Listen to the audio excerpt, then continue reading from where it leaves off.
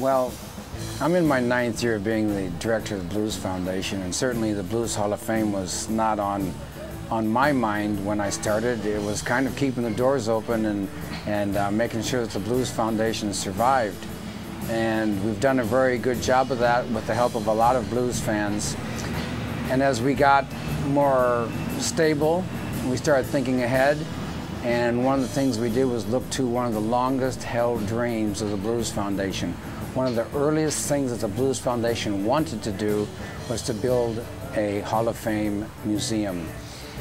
The Blues Foundation has been inducting individuals, performers, behind-the-scenes folks, recordings, literature since 1980, but there's never been that physical place that honors and educates. And that's what a Hall of Fame does. It's a type of museum that really does two things.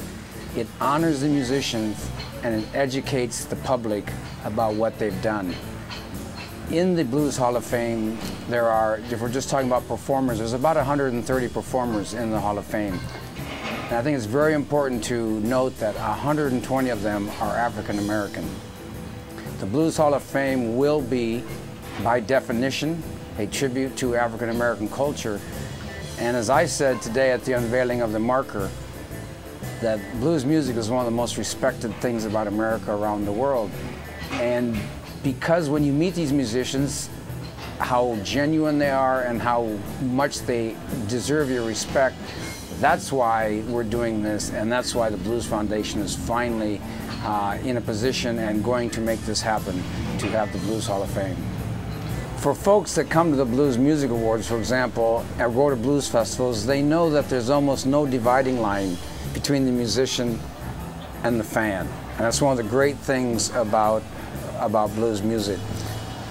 The musician's a fan, and the fans can meet the musicians and get an autograph, have a photo taken with them, meet them. It doesn't happen in lots of other kind of music.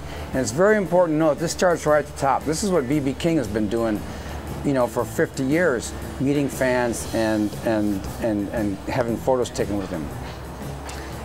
And what fans can do in blues music and for the Blues Hall of Fame, y'all can be a part of it by donating and, you know, making your pledge.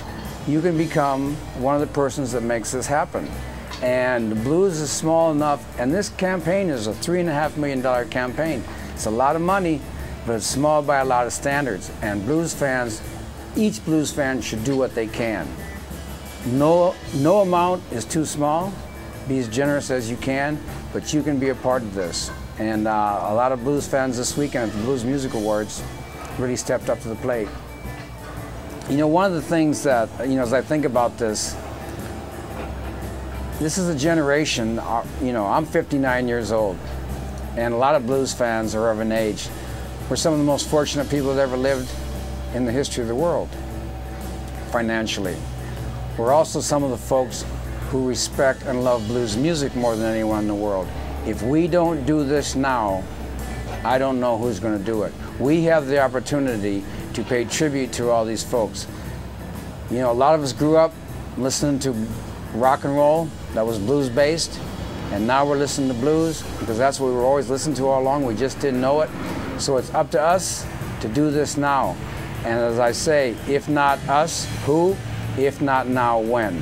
So I'm trusting, and I have great faith that blues fans are going to make this happen, because now is the time.